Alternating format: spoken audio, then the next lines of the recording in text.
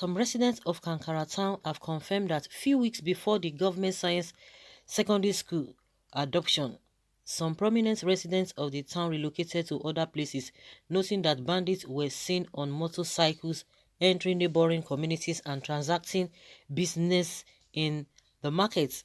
Daily Trust Saturday reports the recent abduction of over 300 students from GSSS Kankara has made the Castina town infamous. However, what many do not know is that the residents of the town have been living in fear of bandits, that many prominent indigents have fled their homes before the attack on December 11th. It was also alleged that armed bandits were often seen riding into town to transact business in markets and mingle with locals.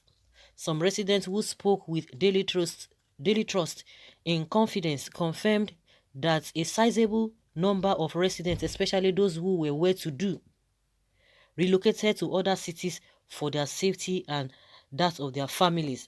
A resident who pleaded anonymity confirmed that certainly that was the situation before the GSSS attack.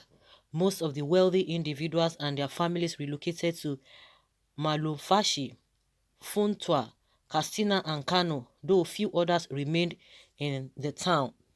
On the issue of bandits mingling with residents in broad daylight, our source said it happened only in the villages and hamlets under Kankara and not within the town. He explained that those who are known to be among the bandits don't dare come into the town even empty-handed, let alone with weapons. The moment they are identified, they will be arrested and handed over to the security agencies, and they know that so that they don't come into the town at all.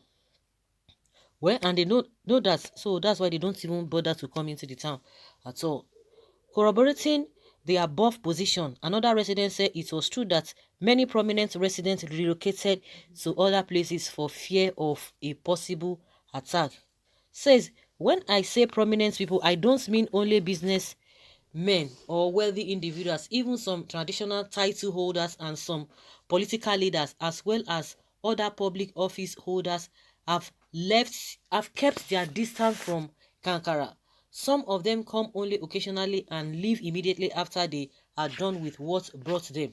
For instance, the member representing us in the House of Assembly could spend months without visiting the town.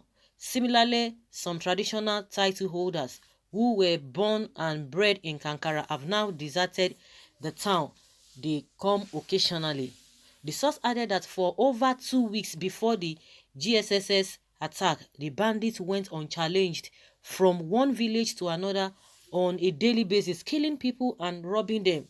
For instance, a day before the Kankara attack, the bandits raided Yakuka village, killed about 10 people and kidnapped others, he said. He, however, said the residents did not totally blame those who left because their safety and security were not guaranteed, and hence they could not risk living in the town, alleging that in the villages under Kankara, where the gunmen were seen roaming with their weapons, there was a kind of understanding between the bandits and the villagers that they, bandits, would not harm them as long as they did not make any attempt to expose them. There was a time some of our friends went to one of those villages for a wedding ceremony, and there they saw the gunmen carrying their weapons, he said.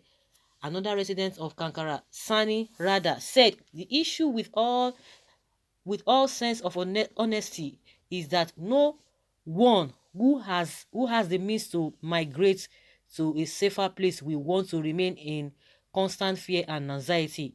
If I have the means, I will move my family away from this danger zone. When contacted, the member representing Kankara in the House of Assembly, Honorable Gaba Yau, said the allegation that he had deserted the town was untrue, adding, however, that as a member of the State Assembly, which was in Castina City, you don't expect to see me in Kankara all the time. Up until today, my family is in Kankara, in addition to other friends and relatives. So how do you expect me to desert the place? Some of those alleging that we don't go there would want to see us every day, which is not possible. Others want to see you just for their personal reasons, and if they don't see you, they raise all sorts of allegations. It is true that for security reasons, one will not expose himself to danger because, as we all know, some of the bandits work closely with informants who are living in the town, and the moment they sight you, they begin to make calls that you are around. So for that reason, sometimes we have to restrict our movement, but those who we work with know that I do go to Kankara and we do whatever we can to settle issues. He added that as a lawmaker, he discharges his responsibilities by tabling the complaints of his constituents before the House and other relevant authorities, and therefore called on his constituents to exercise patience and understand that it was the situation that warranted the restriction of movement, saying, however, that as a representative of the people, he was doing all he could to ensure that peace returned to the state. For those with no chance to escape Kankara, they will continue to live in fear until their town is secured from the menace of bandits. And this is really coming from Daily Trust. And meanwhile, this man was telling us the other day, this man in Lagos, I've forgotten it. I don't know why I'm just forgetting his name. This Igbo man, the weather minister or commissioner of a drainage in Lagos, who said that that they came to, even Buhari himself said it, that they wanted to embarrass him, and which we know that in Katsina State, about 2 or 3 occasions, we have seen people in their large numbers coming out to do what, to protest because of the bandits, because of the insecurity. So what are you telling us? So while you were in Abuja, is it not a slap on your face that this kind of a thing is happening in your own town? So you now say because you went there that day, whether it was a stage managed, whatever, but this thing has been there. The fear, the constant fear has been there. You know, most times I do ask that how do people live in that environment? Today you hear this, tomorrow you hear this, every day. Of course, it is not an easy thing. And just like some of them said, if they have the means of leaving the town, they would have left. The house of a rep member that is saying, oh, this and that is, of course, he has said, oh, people want to be seeing him. The fact there is that you are not there, you have left the place, and so many people would leave and say they should exercise patience. Exercise patience, and people are dying. They say exercise patience. You want to tell me that this house of rep member who is there is saying his family people are there, but your immediate family are not there. Your immediate family members are not there. That is how they are going to be deceiving people. Even in other parts of the country where we don't even have this insecurity, you will see somebody who is living in all this local community. But as soon as he gets this position, whether to the House of Rep or whatever, or local government chairman, let's even say local government chairman, in Lagos, we have heard about all of those things. They will leave that environment because they will not feel that that environment does not befit them. They move to all those where all these rich people they stay, all this island and whatever. That's what they do. So not to talk of where the insecurity is the order of the day there. You think they will stay there.